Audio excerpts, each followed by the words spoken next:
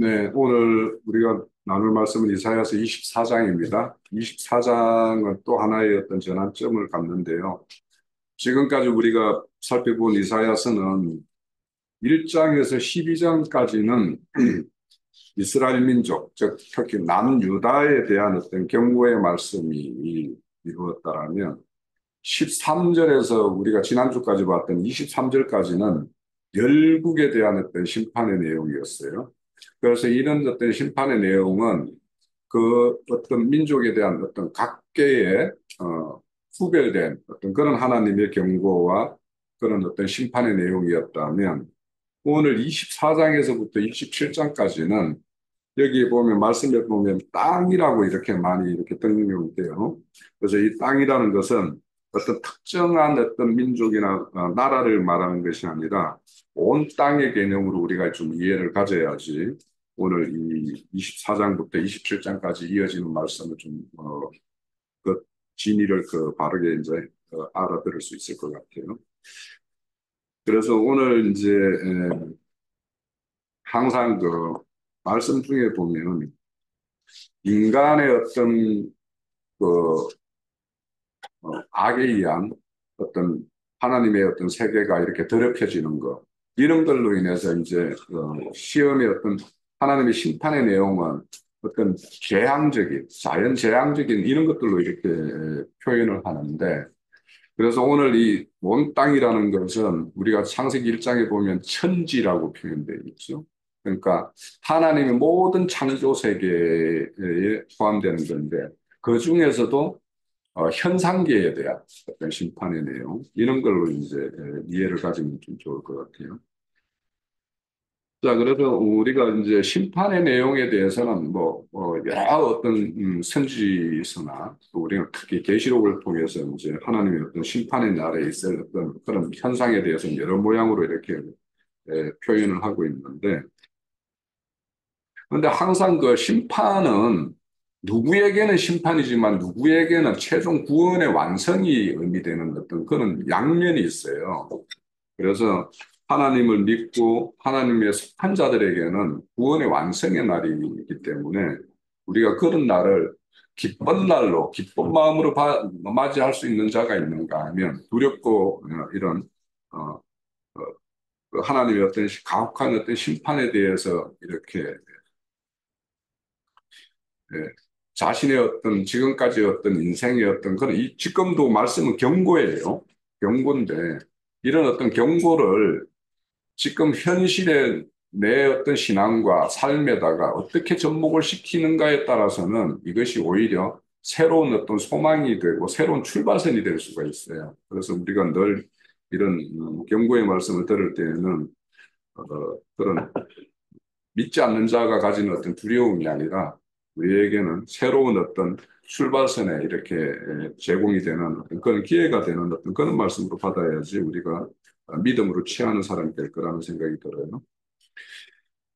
자, 오늘 그 1절에부터 말씀을 쭉 볼게요. 좀 길기는 한데 가능하면 오늘 뭐 24장도 마치는 걸로 하겠습니다. 보라, 여호와께서 땅을 공허하게 하시며 황폐하게 하시며 지면을 뒤집어 엎으시며 그 주민을 흩으시리라 이렇게 말씀을 해요. 그러니까 뭔가를 이렇게 뒤집어 엎는다 이렇게 말하면 우리가 이제 쉽게 이야기하면 하나님께서 뭔가의 어떤 용기, 거력을 이렇게 뒤엎는 걸로 생각을 하시면 돼요. 그러면 이 뒤엎는 이유가 있어요. 뒤엎는 거는 그것이 끝일 경우도 있겠지만 최종 끝도 있을 수 있겠지만 여기에 말씀 최종 끝이 아니에요. 하나님의 어떤 경륜적으로 한 시대의 마감, 새 시대의 어떤 출발 그런 어떤 경점에 이르렀을 때 일어날 일들에 대한 어떤 말씀을 알면 돼요. 그러면 뭔가를 엎었으면 거기에 담겨 있는 것이 내가 기대하는 게 차지 않기 때문에 이제는 더 이것을 더 볼 수가 없기 때문에 뒤에 없는 거예요. 없는다라는 것은 그 내용물을 다 쏟아내고 새 것을 새롭게 뭔가를 담겠다라는 게 전제가 되어 있어요. 그래서 우리가 이런 이 말씀을 볼 때 이제 땅이라는 것을 이제 금방 열국에 대한 것들을 다 마치고 이제 이 땅이라는 것은 한 경점에 경륜적으로 한 시대를 마감하는 어떤 그런 걸로 볼 때 온 땅이라는 것으로 우리가 이제 적용을 해야 되는데 이거를 각자 개인에게도 이 땅을 적용을 해봐야 돼요. 그러니까 시대적인 어떤 것이 있는가 하면 우리 각자에게도 이런 어떤 마음의 땅이 어떻게 경작되어져야 되고 무엇이 쏟아져서 부어짐이 있어야 되고 무엇으로 새롭게 채워야 되는 것이 있어야 되는 것이 있기 때문에 이런 말씀을 우리 각자에게도 적용하고 어떤 시대의 어떤 그런 도래 이런 것 차원에서도 이제 말씀을 이해를 해야 될 것 같아요. 그러면 자 여기서 뒤엎고 이렇게 흩어버린다라는 것은 기존에 담겨 있는 것들 거룩으로 이제 비유를 했어요. 그러면 그것들을 다 쏟아버리고 새 것을 담는다라는 거예요. 그러면은 이거는 왜 체제, 지금까지 유지되었던 어떤 체계를 완전히 이제 뒤엎어버리고 새로운 체계를 이렇게 세우겠다라는 거예요. 그것을 이제 좋은 예로 본다라면 율법 시대의 어떤 율법에 의해서 이루어지는 어떤 그런 종교 행석 이런 체계를 엎어버리고 이제 하나님의 어떤 새로운 복음, 믿음의 체계로 이제 완전 전환을 이루겠다라는 이런 것으로 우리는 또 이해를 하면 구약에서 신약의 어떤 전환점에서도 이런 어떤 내용이 있을 수 있고 또 우리가 이방 시대, 이방인의 어떤 시대 그 끝에는 또 이런 일이 또 있을 거예요. 그래서 우리가 그런 차원에서 그러면 기존의 체계를 완전히 엎었을 때 지금 뒤에 내용에 보면은 이렇게 그런 어떤 하나님의 어떤 심판을 보고 공허하고 이렇게 황폐하게 공허하고 이렇게 말씀이 나와요. 근데 이거 우리 창세기 1장 2절에 보면 흑암과 혼돈과 공허 뭐 이런 말씀이 나오죠. 그런 것들이 이제 새로운 어떤 출발선에서 하나님의 새 창조의 어떤 일을 이제 시작하는 것과 맨 마찬가지로 그렇게 그러면 기존 질서에서 뭔가 자기의 어떤 이치를 가지고 있고 기득권을 가지고 있고 이런 사람들은 공허할 수밖에 없어요. 그런데 이 기존 체제에서 뭔가 이거는 아니다라고 생각을 하고 여기에 뭔가 이 부합하는 어떤 새 세계에 대한 어떤 그런 것을 이렇게 소망하는 사람들에게는 이 공허가 아니에요. 누군가에게는 공허하고 누군가에는 공허하지 않은 거예요. 그러니까 우리는 이런 하나님의 어떤 심판이라는 이런 말씀을 볼 때 우리는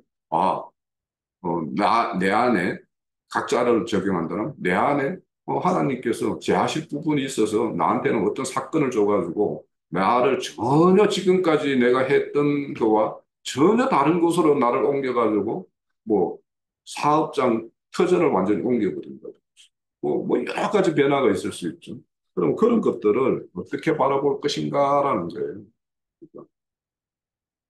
그래서 우리가 말씀 보면은 히브리서에 보면 변혁될 때까지 이렇게 종속하는 게 있고 변혁이 반드시 되어야 될 내용이 있는가 하면 그 구약의 어떤 그런 행석들은 계시되는 믿음이 올 때까지 그러면 그 계시된 믿음이 온다라는 그 계시된 믿음이 뭐예요? 예수님이에요. 예수님이 오시면 반드시 개혁될 거예요. 그런 것처럼 이제 우리가 그런 이해를 해야 되는데 자, 2절의 내용을 보면은 이제 그 하나님의 어떤 엎어버리는 어떤 이유가 있어요. 자, 2절에 보면 백성과 제사장이 같을 것이며 종과 상전이 같을 것이며 여종과 여주인이 같을 것이며 파는 자와 사는 자가 같을 것, 빌려주는 자와 빌리는 자가 같을 것이고 여러 가지. 그러니까 여기 보면 인간 세상이 운영되는 어떤 세계는 이렇게 반드시 차별과 차이가 발생돼요.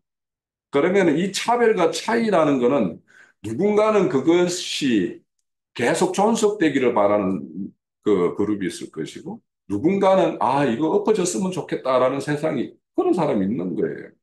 그러면은 기존 질서에서 그냥 기득권을 가지고 있는 사람은 이것이 계속되기를 바라는 것이고 그러면 이렇게 엎을 때 그 사람들은 저항할 수밖에 없겠죠. 그것이 결국에는 예수님이 오셨을 때 그 유대 종교 지도자들이 기득권 세력들이었기 때문에 그 체제를 얻겠다는 예수님을 어떻게 그 좋게 바라볼 수가 없죠. 그러니까 저항을 했던 거고 결국에는 이제 죽음에 이르기까지 하신 거예요. 그러니까 그들이 가지고 있는 어떤 성전이나 제사제도 이것이 이것을 부정하는 예수님을 그들은 그걸 받아들일 수가 없는 거죠. 그것 때문에 자기들이 존재하고 자기의 어떤 기득권이 유지되니까. 그러면 오늘날도 매일 마찬가지로 제사제도나 뭐 성전이나 이와 방불하는 것들이 현 교계나 세상에도 존재를 하죠.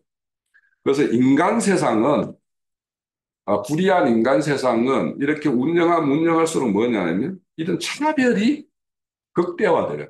그래서 이 차별이 어느 한계에 도달하게 되면 이제는 세상에서도 쿠데타가 일어나기도 하고 밀란이 일어나기도 하는 겁니다. 매 마찬가지로 그 어떤 경점이 있어요. 그러니까 하나님이 왜 이렇게 엎어버리냐? 이게 어떤 한계에 하나님이 참으실 수 있는 그런 한계의 어떤 경점을 넘어서 버렸기 때문에 이제는 엎어버리는 거죠. 그래서 새 어떤 체제를 이렇게 말씀을 하고 있는 거예요. 그런데 이 말씀에는 이제 또 다른 의미도 하나 있어요.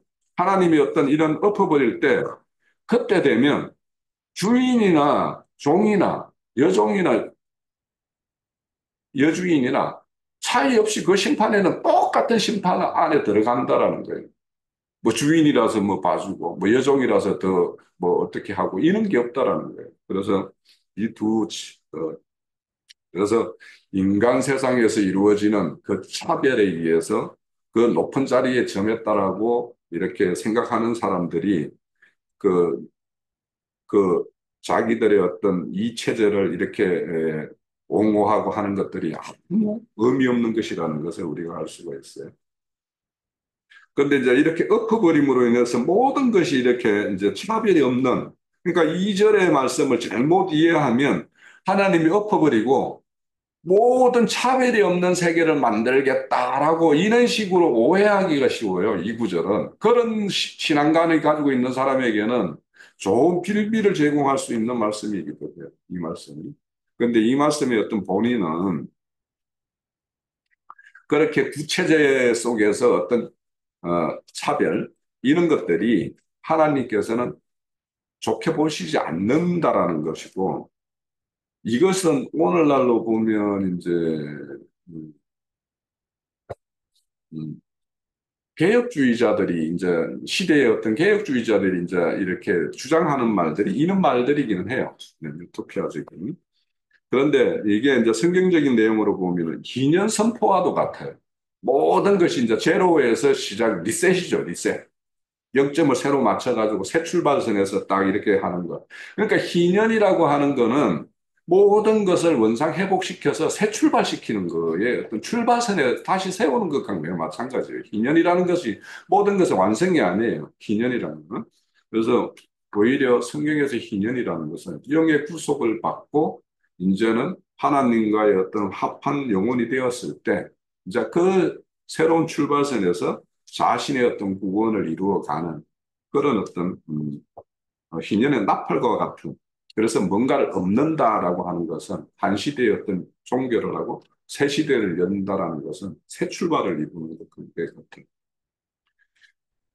그래서 이제 여기 그 우리 희년이라는 건 70일에로 이제 표현되는데 그래서 이 한 인생이 이 한 일회로 이제 표현할 수도 있지만 또 인생의 어떤 그런 어떤 가정을 보면 여러 일회들로 이루어진 어떤 그런 인생 경력이라고 볼 수도 있어요. 그래서 이제 각자에게도 이렇게 적용을 하고 어떤 시대적인 하나님의 경륜적인 이런 차원에서도 이제 우리가 바라봐야 될 것 같다. 자, 3절에 보면 땅이 온전히 공허하고 완전히 항무하게 되리라 여호와께서 이 하셨느니라 이렇게 되어 있는데 여기 앞에는 그 왜냐하면이라는 말이 이렇게 포함되어 있어요. 그러면은 이 왜 이렇게 항모할 것이냐 하면은 하나님이 이렇게 하실 것이기 때문에 지금 1, 2절의 내용이 하나님께서 반드시 하실 일이기 때문에 이 일이 벌어지게 되면 땅에는 온전히 공허하고 완전히 항모하게 될 것이다. 이런 말이에요. 그러면은 2절에서 기존의 어떤 새로운 질서 체계가 수립되면 이런 세상은 기존 질서에 속한 사람들에게는 공허하고 황무하게 되지만 기존 질서에 문제가 있다. 이거는 반드시 개혁되어야 된다라고 한 사람들에게서는 오히려 새로운 출발에서 이렇게 새롭게 시작되는 지점이니까 오히려 한영하고 새로운 어떤 그런 기점이 되기 때문에 우리는 이 말씀들도 누구에게는 항거하고 누구에게는 그렇지 않다라는 것을 우리는 이중적으로 이제 말씀을 받아야 될 것 같아요. 자, 4절에 땅이 슬퍼하고 세잔하며 세계가 쇠약하고 세잔하며 세상 백성 중에 높은 자가 쇠약합니다. 자, 그러니까 땅이 슬퍼하고 이렇게 할 것인데 쇠약해질 거예요. 그러니까 겉으로 드러나는 것은 이런 뭔가 기존 질서가 이렇게 엎어지게 되면 혼돈과 뭔가 막 이런 무질서 이런 것들로 보이기 때문에 세잔해 보여요. 그런데 여기 보면 백성 중에서 높은 자가 세잔하며 이렇게 되어 있죠. 그러니까 기존 구질서 체계에서 더 높은 자리에서 이렇게 누리고 했던 사람들은 더 크게 이제 황폐하게 느끼고 세잔하게 느끼는 거겠죠. 자, 이런 것들을 보더라도 우리가 주님이 이 땅에 오셔서 그 기존의 모세 율법에 따른 어떤 구약 체계를 완전히 끝내고 새로운 예수 그리스도의 어떤 믿음의 세계, 이런 세계를 열라고 했을 때 그들이 어떻게 저항을 했고 하는 걸로 보면 이런 말씀들이 이제 이해가 될 수 있을 것 같아요. 자, 5절입니다. 땅에 또한 그 주민이 아래에서 더럽게 되었으니 이는 그들의 율법에 범하여 율례를 어기며 영원한 언약을 깨뜨렸습니다. 그러니까 우리가 하나님께서 기존 질서 체계를 없는 이유는 사람의 마음은 항상 함께하는 사람들끼리 서로 영향을 주고받아요, 그죠? 그래서 우리가 뭐 찬양을 할 때 감람나무가 깨어지지 않으면 어떻게 기름을 내겠냐 이런 말은 그러면 그 감람나무가 깨어지려면 인간, 인간들과 부딪히면서 살아야 되는 것이고, 또 교회는 또 교회로서의 어떤 그 다른 어떤 차원에서의 그러니까 인간관계를 가져요. 그러니까 세상은 세상에서의 어떤 인간관계가 있고, 교회에서는 교회 관계에서 이제 인간관계가 있어요. 그러니까 우리가 참 기름을 내려면 진리의 말씀에 의해서 우리가 깨어지는 부분도 있고, 세상의 일과 사건에 의해서 깨어지는 부분이 있는 거예요. 만약에 이것이 세상을 통해서 우리가 깨어질 일이 없다라면 세상을 하나님이 운영할 필요가 없어요. 그리고 세상에서는 선의도 있지만 악의도 있어요. 그러니까 이런 모든 것들이 하나님은 그 한 인생을 새롭게 하는데 다 쓰임이 되기 때문에 악의도 선의도 이렇게 공용을 시키고 병용을 시키고 있는 거예요.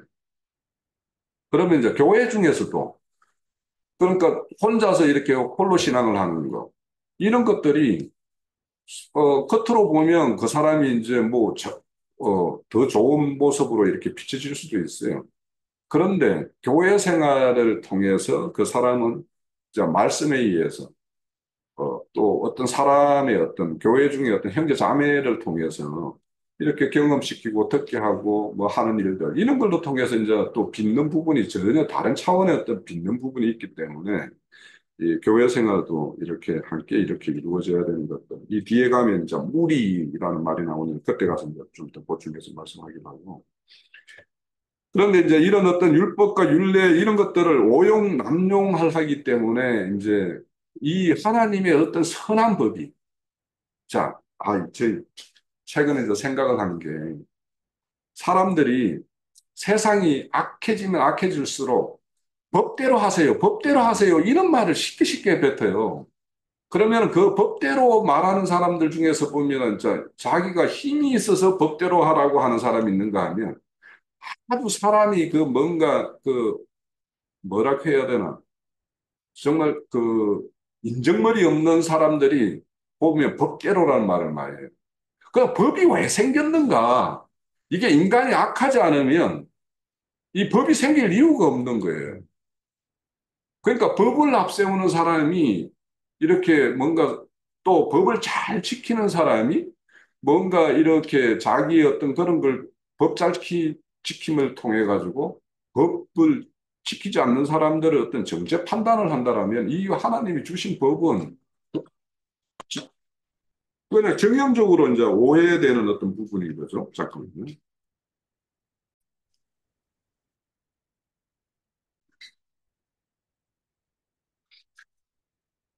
그래서 이 법이라는 것은 그러니까 악한 인간들에게 그 어떤 경계선을 세워준 것일 뿐이지 그것을 지켰다고 해서 그 사람이 선인이다, 의인이다라고는 할 수 없는 거예요. 그거는 법이라는 거는 항상 최소한의 어떤 규정을 주어진 것인데 그러다 보니까 인간 세상에서는 법꾸라지가 생겨가지고 법을 어떻게 교묘하게 어떤 피해가는 어떤 이런 것들이 있단 말이죠. 자, 그런데 오늘 이제 이 율법과 율례를 어겨서, 어겼고 영원한 언약을 깨뜨렸다라는 말씀이죠. 근데 이거는 이제 주님이 오셨을 때 그 시대로 보면은 그 모세에게 주어진 율법이 오남용되었고 그래서 오히려 이 법에 의해서 더 어떤 피폐를 당하는 이웃을 정죄하고 판단하는 어떤 도구가 되는 이런 것이 되었기 때문에 하나님께서 그 법을 그대로 법 체계를 유지할 수가 없죠. 그래서 예수님이 오셔서 그 법 체계를 완전히 이렇게 전환시켰던 거거든요. 그러니까 우리가 법을 이렇게 법대로 하세요라는 우리 믿는 사람은 법대로 하세요라는 말 하시면 안 돼요, 이거. 내가 이거 이 최근에 이제 뭔가 뭘 하나 준비하는 게 있는데 그걸 하면서 이제 어, 자, 그러므로 6절로 넘어갈게요. 그러므로 저주가 땅을 삼켰고 그 중에 사는 자들이 정죄함을 당했고 땅의 주민들이 불타서 남은 자가 적도다 이렇게 말씀을 하는데 그러니까 하나님이 이제 언약을 깨뜨렸기 때문에 이제 이 기존 모든 체제를 부정하고 새로운 어떤 체제를 이렇게 하려고 그래요. 그러다 보니까 거기에 저항하는 사람들이 생겼고 그 저항하는 사람들에게는 하나님이 이제 저주가 내려지게 될 수밖에 없죠. 그래서 그 사람들, 그러니까 아담이 범죄함으로 땅이 이렇게 저주를 받는 것과 같이 그 유대교 종교 지도자들의 어떤 저주함을 받으니까 유대 땅이 이제 온전히 황폐해졌죠. 그래서 여기서 땅이라는 것들은 단순히 어떤 이런 물리적인 땅보다는 그 유대에 속했던 모든 사람들이 심령들이 모두 이렇게 혼돈과 공허에게 빠질 수밖에 없었죠. 그들이 신봉했던 그런 어떤 그 성전에서의 일과 제사의 일들이 부정당하는 이런 것들이 이게 맞냐 안 맞냐 이런 어떤 혼돈에 빠질 수밖에 없겠죠. 그래서 그걸 끝까지 주장하는 자들은 하나님의 어떤 정죄함을 받을 것이고 그 땅에 그것들을 끝까지 고수하는 자들은 완전히 불타임을 당하는 것인데 그것은 이제 우리 이스라엘 역사상에서도 계속되었죠. 그래서 그런 걸로 인해서 이렇게 여기 보면 타 불타서 남는 자가 적다라고 이렇게 하는데 이사야서에는 항상 이렇게 남겨지는 자, 남는 자에 대한 어떤 이런 이상에 대해서 우리가 분명한 이제 이상을 가지고 있어야 돼요. 항상 이런 어떤 선지서에 보면 심판이 있지만 심판 중에도 남는 자를 항상 남기시는 것이 하나님의 어떤 심판의 어떤 과정이거든요. 그래서 우리는 하나님의 어떤 언약에는 반드시요, 우리에게 요구하는 사항이 있고, 그 요구하는 사항 가운데 거하는 자에게는 이렇게 축복이 있는가 하면 그것을 이렇게 어그러뜨리고 무너뜨리는 자에게는 이렇게 저주라는 것이 항상 이 두 가지가 항상 선포되어 있어요. 그래서 언약이라는 거는 굉장히 그러니까 언약 백성이라고 하는 것을 그냥 단순하게 막 좋은 일만 축복으로만 막 인간들 생각대로 그런 것이 아니에요.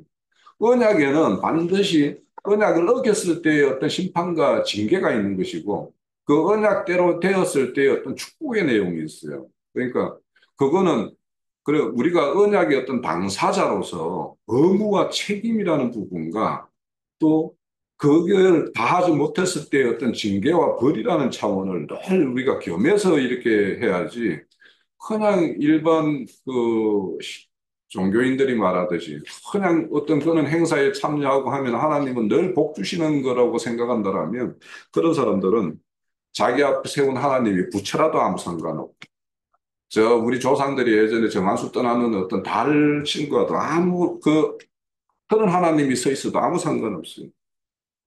그런데 우리 하나님은 항상 네가 행한 대로 보응하겠다라고 이야기해요. 자, 그래서 이런 어떤 하나님의 어떤 시대 전환을 위해서는 누군가는 알곡에게는 추수되어서 곳간에 들어가는 것이 있는가 하면 그렇지 않은 자에게는 이렇게 불탐으로 사라져 버리는 것이 있어요. 자, 7절. 새 포도주들이 슬퍼하고 포도나무가 쇠잔하며 마음이 절급던 자가 다 탄식하며. 여기 보면 이제 포도주 접이라는 말은 우리가 성경을 볼 때요. 음, 포도나무와 거의 동의어로 이렇게 이해를 해야 돼요. 새 포도주가 없다라는 것은 포도나무가 없기 때문에 포도나무가 뭔가 이렇게 하나님의 어떤 징계에 의해서 그래서 성경에서는 늘 이 나무는 이제 사랍이라고 이렇게 형용시켜서 이렇게 하는데 어 우리가 이런 것들을 볼 때 이제 모든 선지서에서는 이제 포도나무가 막 껍질이 벗겨져서 메말라 이렇게 죽는 거 이런 걸로 이제 심판을 이렇게 말씀하는데 여기서 이제 포도주 접으로 이제 이야기했어요. 그뭐 이거는 이제 두 가지일 것 같아요. 포도나무가 그렇게 훼손당하는 것과 아니면은 사람들이 하나님 심판으로 포도나무를 이제 이렇게 추수할 자가 없는 어떤 이런 상황을 이제 겸해서 이제 말씀하시는 거라고도 볼 수 있는데 그래서 이제 새 포도주가 없으니까 이제 그것을 즐기던 자들이 예, 탄식할 수밖에 없고 또 소고치고 기쁨이 그치고 즐거워하는 자들이 손이 끊어지고 수금 타는 자의 기쁨이 그쳤다 이렇게 말씀하는데 그러니까 이 여기에서 소고치고 즐거워하는 자들은 뭐냐 기존 질서 체계에서 기존의 어떤 그런 체계 속에서 누렸던 사람들이 이런 것이었고 또 다른 한편에서는 그들이 즐거워하는 만큼 다른 한편에서는 슬퍼하고 압제당하고 하는 사람들이 항상 있어요. 자, 그래서 하나님 앞에서 포도주를 마시며 즐거워하고 노래하는 자들이 탄식하는 자들이 되었고 또 그들이 이제는 그 성읍에서 떠나 거기에서 즐길 수가 없으니까 다 떠나버린 그러니까 오늘날 기독교의 어떤 실상이 코로나라는 한 큰 어떤 한 시대의 어떤 큰 변화를 준 것인데 오늘날 그 떠난 사람들이 다시 돌아오지 않는다라는 거예요. 근데 그 떠나는 사람이 그냥 곱게 떠나냐? 떠날 때는 항상 핑계를 대서 기존의 어떤 종교 체계가 어떠냐 저떠냐 막 이런 식으로. 그런데 이제 그거는 그런 어떤 문제가 있어서 이제 그렇게 비난하고 당하는 거는 뭐 말할 것도 없겠지만 그들이 속했던 속에서 이제 적응을 못 해가지고 떠날 때에도 자기 어떤 그런 명목을 이렇게 삼는 건데 근데 항상 이렇게 떠난 사람과 남는 사람 사이에는 이제 서로 견해 차이가 있을 수가 있죠. 그래서 이런 것들, 남는 자와 떠난 자 사이의 어떤 반목, 이런 것들도 우리가 잘 이렇게 다스려야 될 부분이라고 생각이 돼요.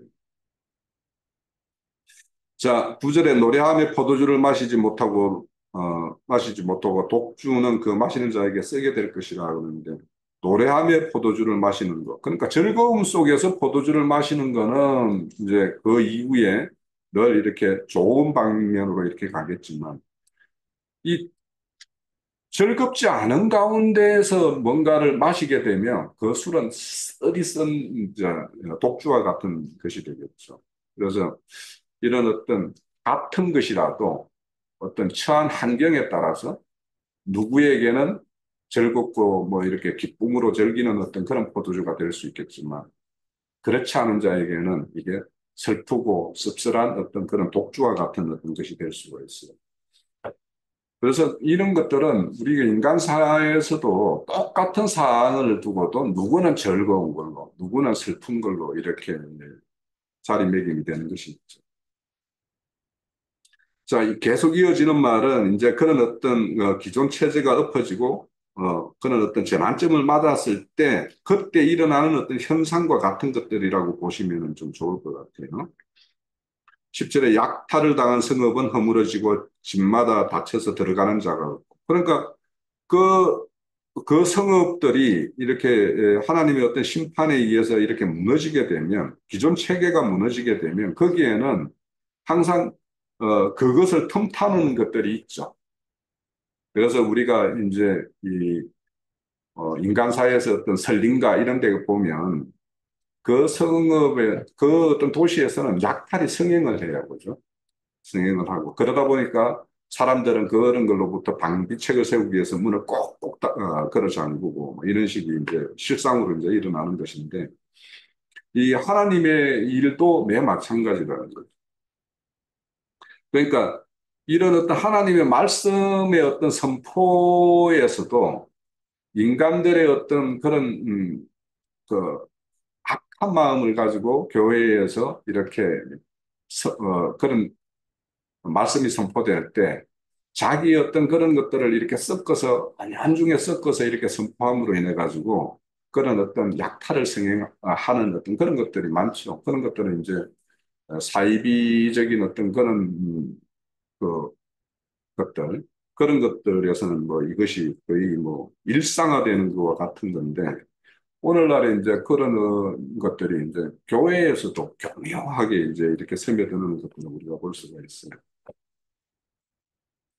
자, 13절에 보면 이제 세계 민족 중에 이런 일이 있으리니 이렇게 말하는데 지금까지 우리가 12절까지는 남유다에 대한 어떤 그런 경고와 심판에 대한 것이 있었고 또 열방에 대한 심판이 있었는데 오늘 우리가 이 땅이라는 것을 이제 온 땅, 그러니까 그래서 완전히 어떤 시대의 어떤 전환 시점으로 이렇게 봐야 되는 이유가 13절에 보면 이제 좀 우리가 좀 명확해진다고 생각해요. 세계 모든 민족 중에 이런 일이 있을 것이다라는 거예요. 그러니까 어, 이런 것들은 세계 모든 민족 중에 이런 일이 있을 것이다라는 이 말씀에서는 이스라엘 민족의 어떤 그런 구약의 어떤 신약 체계가 끝나고 구약의 체계가 끝나고 이미 신약 체계가 이루어진 다음에 있을 어떤 그런 어떤 심판의 내용으로 우리는 이 말씀을 또 이해할 수도 있어요.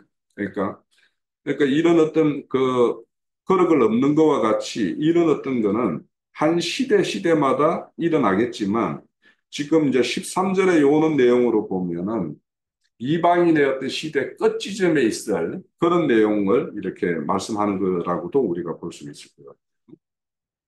근데 그때는 어떤 일이냐? 감람나무 흔든과 같다. 감람나무는 이제 보통이나 딸 때는 이제 그 사람이 어떤 손으로 이렇게 다 따고 흔들어서 이렇게 떨어뜨려서 따고 하는데 그러면 그렇게 흔들어서 따다 보면 떨어지지 않는 것들이 있죠. 또 손이 안 닿는 어떤 높은 곳에 있는 것들 그런 거와 같다라는 거예요. 또 포도를 이렇게 수확하고 이렇게 거둔 후에 남는 것 이런 거와 같이 남을 자들이 그렇게 소수는 이제 남을 것인데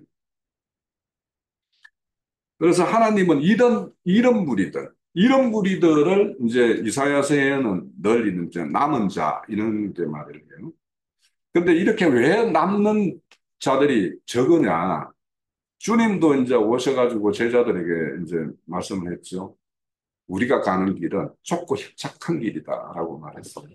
그리고 좁고 협착한 길이니까 거기는 찾는 자가 적다고 그랬어요.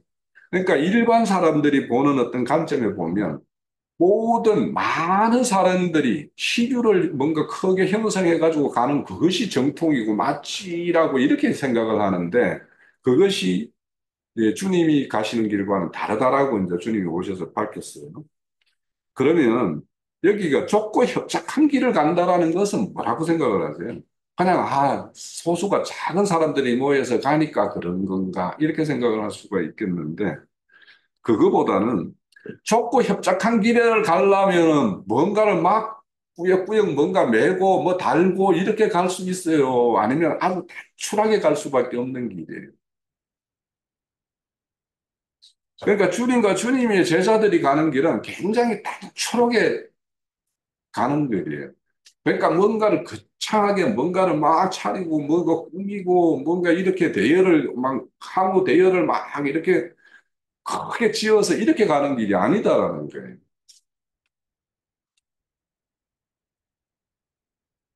그래서 우리가 이렇게 길을 가기 위해서는 자기의 어떤 걸 부인하고 이렇게 가라고 하는데 이 부인한다라는 것은 바로 자기에게 막 이렇게 덕지덕지 달려 있는 것들 이런 것들을 다 떼어놓고 오로지 주님이 단심으로 오셔서 단심으로 행하시다가 이렇게 하셨던 것처럼 우리도 마음을 좀 이렇게 단순하게 이렇게 행하는 거 이런 것들이 이제 좁은 길을 가는 사람들의 어떤 그런 모습이 아닌가 생각이 돼요.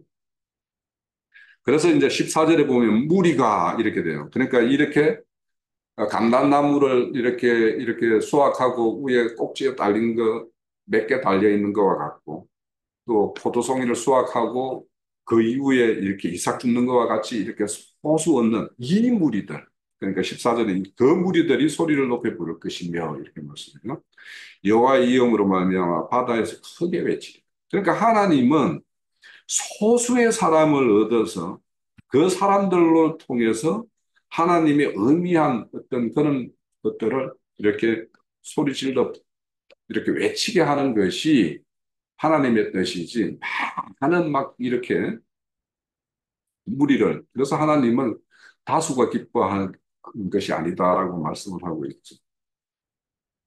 그래서 여기 무리는 심판에서 생존한 극히 적은 남은 자들을 가리키는데 이 사람들이 이 바로 하나님의 어떤 의미한 심판을 이렇게 경험하고 그래서 하나님의 어떤 그 이음을 진실로 아는 사람이 되어서 진짜 높은 자가 누구인지 우리가 진짜 왕으로 모셔야 될 자가 누구인지 이런 것들을 깨달은 어떤 소수라는 거예요.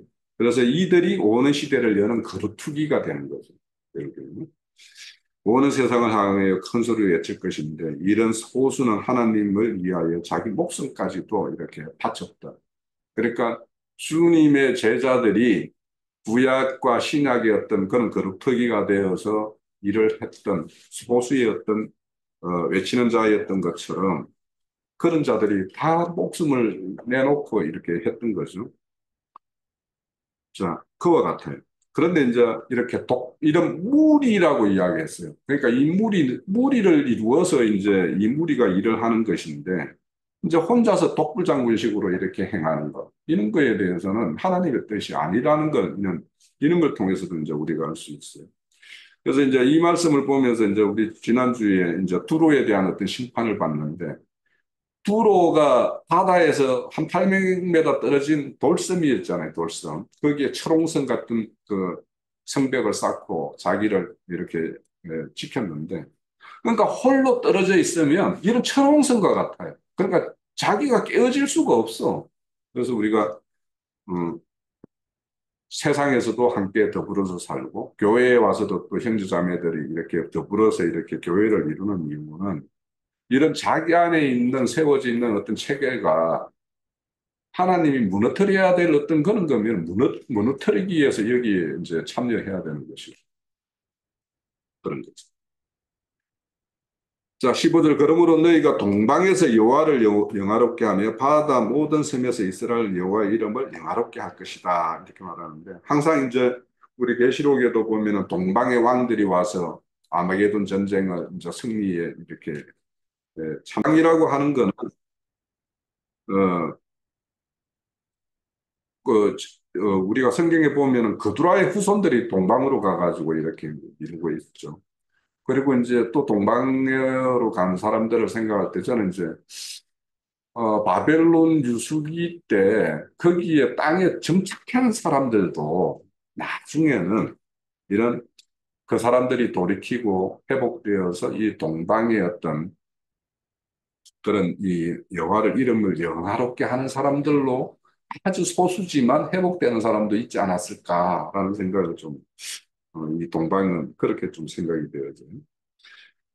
자, 이렇게 동방에서 이제 이렇게 영화롭게 하는 사람들이 있을 것이고, 바다의 모든 섬이 이스라엘 여호와의 이름을 이제 영화롭게 할 것이라고 그러는데, 자, 우리가 이 말씀은 바다를 세상에서 이제 비유하죠.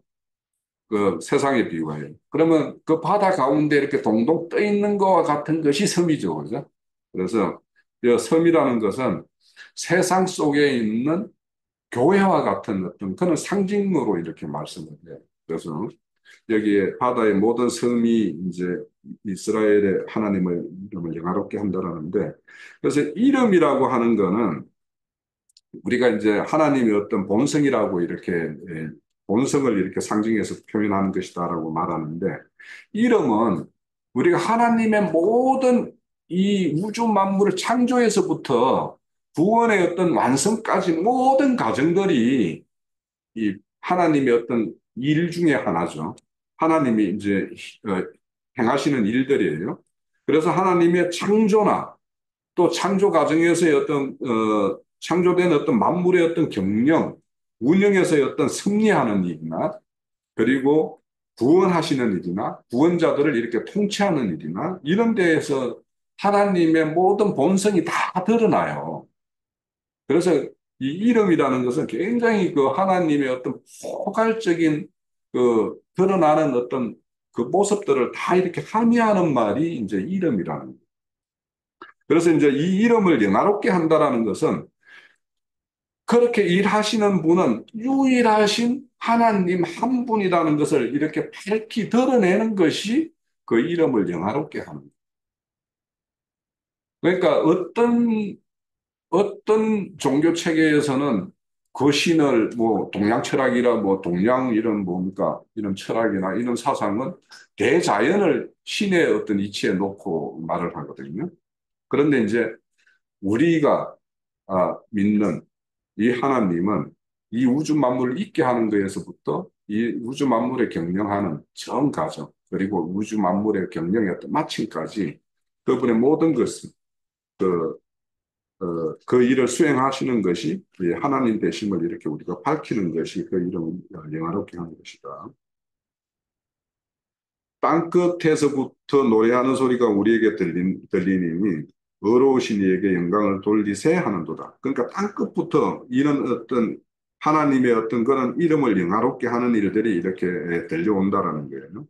그래서 이거는 이제 저는 주님이 다시 오시면 이 끝에서 저 끝까지 이렇게 다 이렇게 모으시겠다라고 하는 말씀과 함께 그렇게 하나님의 모으심이 되는 어떤 그런 자들이 이렇게 하나님께 영광을 돌리는 어떤 소리이고 이런 소리는 이제 우리 계시록 그 4장에 보면 증상에서 24장모들이 이렇게 하나님을 영화롭게 하는 어떤 그런 모습과 이렇게 연결이 돼요. 그런데 이제 문제는 그러나 나는 이르기를 나는 세잔하였고 나는 세잔하였으니 나에게 하가 있도다. 배신자들은 배신하고 배신자들은 크게 배신하도다. 이런 말씀이 나와요. 참 이 부분이 이제 이를 어떻게 이제 봐야 될까? 여기에서 나는 할 때는 이게 선지자 이제 이사야 선지자 본인을 이제 말하고 그런데 왜 이분이 선지자가 나는 세잔하고 나는 세잔하다 나는 하가 있다 이런 말을 했을까? 저는 이제 이 말씀이 하나님이 새로운 체계로 수립하기 위해서 기존 체제를 얻고 새로운 체계를 다 수립해서 새롭게 하는데 그 세상 끝에는 또 배신자가 배신이 되고 하나님이 그 세계를 심판할 수밖에 없는 이런 것이 선지자 눈에 보였기 때문에 그래서 야 이게 완전히 새롭게 했으면 이제 모든 것이 잘 되는 것만을 생각하기 쉬운데 그렇지가 않다라는 것이 선지자의 눈에 이렇게 보였기 때문에 결국에는 나는 그 모습을 보니까 내 마음이 세잔하고 세잔하다라고 말씀하는 것이 아닌가. 되게 어려웠어요. 이 구절을 어떻게 해석을 해야 될까.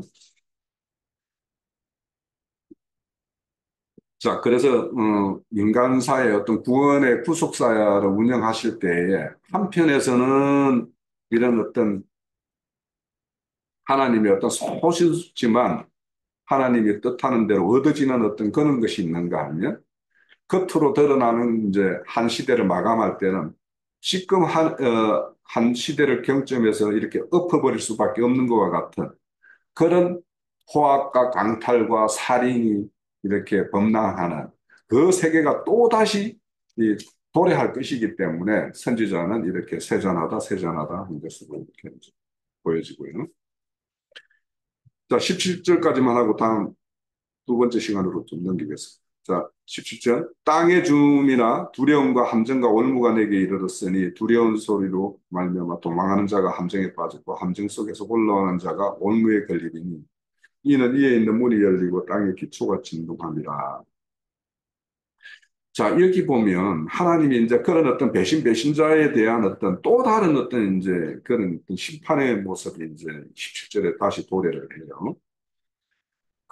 그것이 이제 여기 보면 올무, 뭐, 함정, 뭐 이런 걸로 표현하는데 하나님이 이 세계를 뭘로 보고 있기 때문에 이제 이런 것을 등용시키냐면 짐승의 세계와 똑같은 세계가 또다시 도래할 것이기 때문에 짐승을 이렇게 사냥하는 것과 같은 그런 모양으로 이 부분을 이렇게 표현하고 있다라는 생각이 들어요. 그래서 짐승 세계에 대해서는 두려움이죠. 그러니까 사냥꾼들이 사냥을 할 때는 일단 사냥감들이 두려움에 몰아넣어야지 얘가 이제 제대로 활동을 못 한다는 거예요. 그래서 두려움이 이제 이렇게 도래하게 하고 그래서 그들이 두려워서 이렇게 도망하다 보면 함정에 함정, 또 올무에 그래서 이렇게 올무에 빠져서 근데 이제 이 함정에서부터 벗어났다라고 생각하고 이제 가는데 또 다른 올무에 이렇게 걸려서 최종적으로 이렇게 하나님의 모든 것에 이제 심판 안에 다 떨어지는 것들이 이제 이렇게 표현되는데 근데 여기 보면 그 이에 문이 열리고 땅의 기초가 진동함이라 이렇게 말해요. 그래서 이에 문이 열렸다라는 것은 우리 이제 창세기에 보면 노아 홍수 때 하늘 문이 열려서 막 물이 쏟아져서 이제 심판이 이루어지는 것이죠. 그러면은 그 심판의 대상들은 그 심판으로부터 벗어날 수가 없었죠.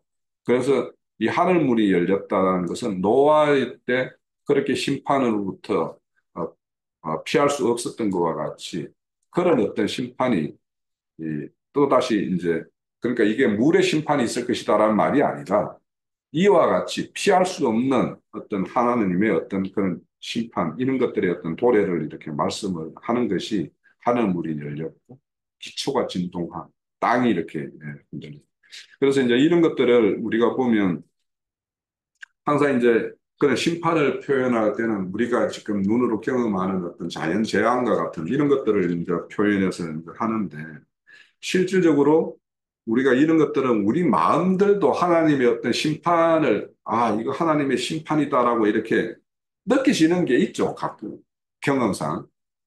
그러면 그때 그런 어떤 걸 통했을 때 그것으로 이루어지는 내 마음의 요동, 이런 것들이 이제 진동으로 표현될 수도 있고, 야, 도저히 뭐 여기에서 벗어날 수 없는 어떤 그 뭔가에 꽉 사로잡혀 있는 듯한 뭔가에 내가 꼼짝도 할 수 없는 어떤 그런 거와 같은 그런 환경에 놓여 있구나라고 하는 그런 것이 이제 경험할 때는 함정과 올무에 걸린 것과 같은 어떤 그런 것들을 우리가 다 경험을 하죠.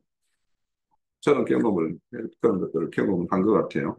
그래서 그런 것들을 이제 경험을 했을 때 이제 이런 경험들을 어떻게 헤쳐나가고 그 문제를 해결받느냐 하는 것이 결국에는 믿는 자와 믿지 않는 자의 어떤 차이예요.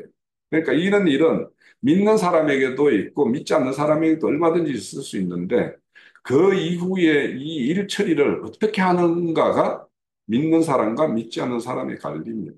그래서 우리는 이런 문제가 왔을 때 이 문제를 하나님 앞에서 해결받고 하나님 앞에서 이렇게 해결책을 얻는 것이 믿는 자이기 때문에 그런 부분에서 내가 믿는 신앙의 어떤 신앙인의 길을 가고 있는지 아니면 똑같이 세상의 어떤 사람과 같이 내가 뭔가 머리를 돌려서 깨를 내어서 뭐 이런 해결책을 이렇게 찾는지 이것이 우리 스스로의 어떤 신앙을 진단할 수 있는 하나의 그 기준이 될 거라고 나는 생각이 듭니다. 자, 17절까지, 18절까지 하고 19절부터는 2부에서 잠깐 이렇게 하고 마치도록 하겠습니다.